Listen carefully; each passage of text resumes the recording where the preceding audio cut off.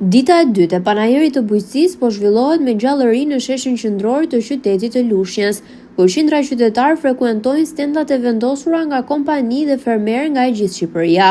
Në këtë aktivitet, secili përfaqësues prezanton teknikat dhe produktet e tyre bujqësore dhe blegtorale, duke përfaqësuar denjësisht zonat nga vinë, ndër stendat më të frekuentuara janë ato që përfaqësojnë zonën e Dibrës, ku janë ekspozuar prodhimet të bulmetit të përpunuara në punishte tradicionale të kësaj zone.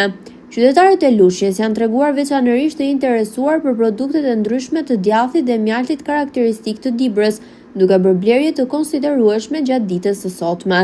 Gazetari i televizionit Apollon zhvilloi një intervistë me një përfaqësues të kompanisë prodhuese të bulmetit nga Dibra, i cili u shpreh i kënaqur për pjesëmarrjen në këtë panajir dhe interesin e madh të qytetarëve për produktet e tyre.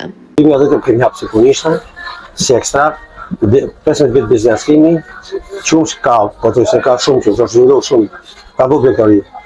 Vini që ka vjen 25 minuta kemi pas shumë 10 ditë. 13 degje, 30 kg në ditë, piko ka shku ke 60 minuta që. Sot ka filluar tani sa ka filluar dhia, edhe delja, po ka vëllë shumë ferma, këne, ka vëllë ferma të mëdha. Kam për çfarë ka 4 minuta që ushin ditë. Edhe ke lopa jo ka 3 minuta, në gjithë. Zhvillim ka. Ka zhvillim me gjithmonë ka shumë zhvillim. Po kur fillon biznesi, fillon me 3 kontaktomer.